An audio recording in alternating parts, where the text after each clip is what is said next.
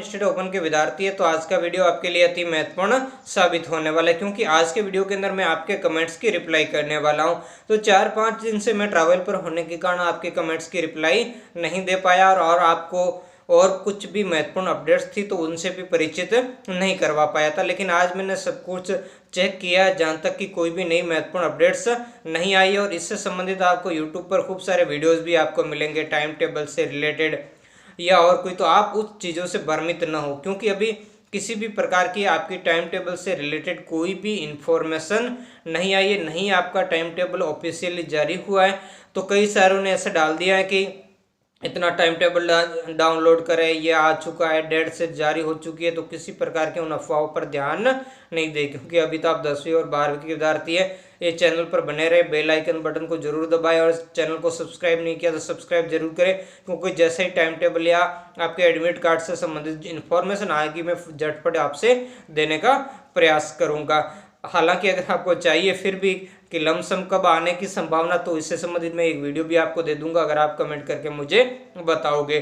ठीक है, admit card और टाइम टेबल दोनों से संबंधित। अब मैं बात करता हूं कमेंट की। पहला कमेंट लिखने वाले सुलेमान मलिक लिखते, सर 12 क्लास मैंने 2013 में पास की, लेकिन मुझे ये कन्फ्यूज़न है कि मैंने भाषा एक ही विषय लिए और 4 ऑप्शनल कुल 5 सब्जेक्ट लिए। क्या ये तरीका सही है? क्योंकि अजमेर बोर्ड में तो 2 सब्जेक्ट से भाषा कंपलसरी है। सर प्लीज़ इसका जवाब जरूर दे। तो देखो, आप 7 सब्जेक्ट ले सकते हो, ठीक है।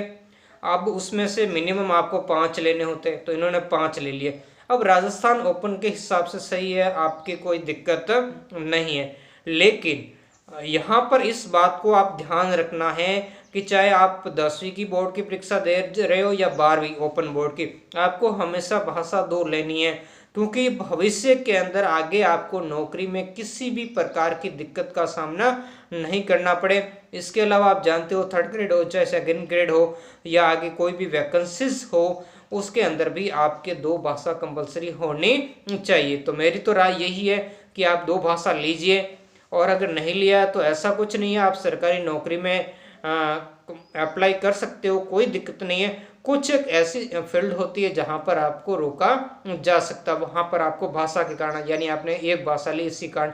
बाकी अधिकतर जगह आप फॉर्म अप्लाई कर सकते हो, कोई दिक्कत वाली बात इसमें नहीं है। अगला कमेंट्स लिखने वाले वो है कुंवर सिंह राजपूत। वो लिखते हैं कि सर ओपन बोर्ड की मार्कशीट करेक्शन में कितना समय लगेगा?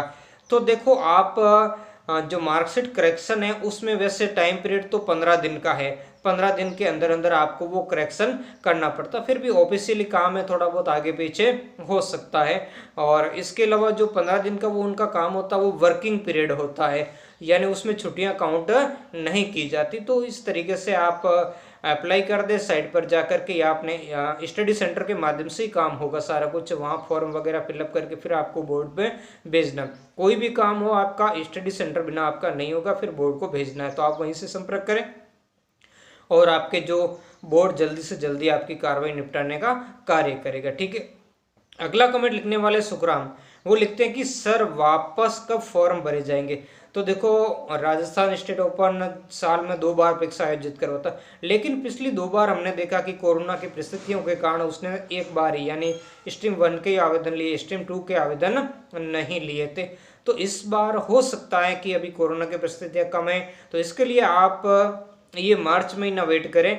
अगले अप्रैल महीने के अंदर आपकी कुछ इन्फॉर्मेशन निकल करके सामने जरूर आएगी, क्योंकि आपके जून तक या जुलाई सेक्शन होता है वैसे इनका, मई से जुलाई के बीच के अंदर या मार्च से जुलाई के बीच में ये इससे संबंधित कोई भी इंफॉर्मेशन है तो वो राजस्थान ओपन बोर्ड द्वारा जारी की जाती है।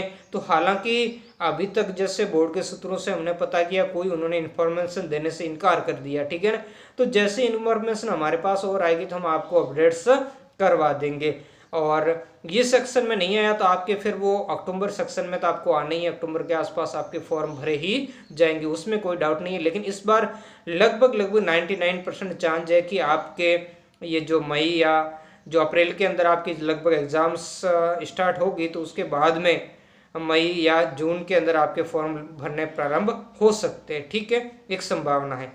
अगला जो कमेंट लिखने वाले वो DK कुमार, वो लिखते हैं कि सर यदि कैंप ज्वाइन ना करे तो एग्जाम दे सकते हैं या नहीं? प्लीज सर रिप्लाई दे। ठीक है, तो देखो सबसे बड़ी बात मैंने पहले भी बताया, पीसीपी कैंप से संबंधित जो मैंने वीडियो बनाया उनमें भी बताया। देखो पीसीपी कैंप ज्वाइन आप नहीं करते हो तो आपको नुकसान होता है कि आपके सत्रांक एक तो नहीं जाते, दूसरा वहाँ पर आपके जो प्रैक्टिकल फाइल वगैरह होती है या ऑफलाइन जो एजुकेशन भी आपको दी जाती है और भी महत्वपूर्ण इन्फॉर्मेशन, उससे आप वंचित रखते। लेकिन आपको एग्जाम से कोई वंचित नहीं करेगा। उसके लिए आपको एग्जाम फॉर्म भरते समय उसके लिए आपको फीस भरनी होती है। वो फीस अगर आप भर देते हैं तो आपको कोई प्रकार की दिक्कत नहीं है, आप एग्जाम दे सकते हो। बस यही करना है कि अब आपको, अगर आपने पीसीपी कैंप ज्वाइन नहीं किया है तो अब आपको थोड़ी ज़्यादा मेहनत करनी पड़ेगी ताकि आप पास हो सको। नहीं तो आपके 10-15 नंबर का जो होता है गैप, वो किसी में 8 नंबर 10, 15, 12 ऐसे होते हैं सत्रांक, वो सत्रांक आपको मिल जाते हैं तो आपको काफ़ी हेल्प हो जाती है। ठीक है ना। अगला जो कमेंट लिखने वाले वो प्रेम वैष्णव है। प्रेम वैष्णव लिखने हैं कि 10 भरने के बाद गैप चाहिए या नहीं, प्लीज़ प्लीज़ रिप्लाई सर।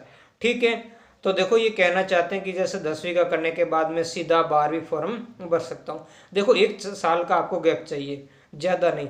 लेकिन देखो अभी जैसे आपके रिजल्ट आया और फॉर्म भरे ही जा रहे थे, जो आपका दिसंबर सेक्शन था, तो उसमें मैंने कहा भी था कई सारे फॉर्म भर दे। तो उसमें क्या होता था, आप 4 सब्जेक्ट में ही फॉर्म भर पाते। ऐसा क्यों था? क्योंकि आपके 1 साल का जो गैप है वो मेंशन नहीं हो रहा था।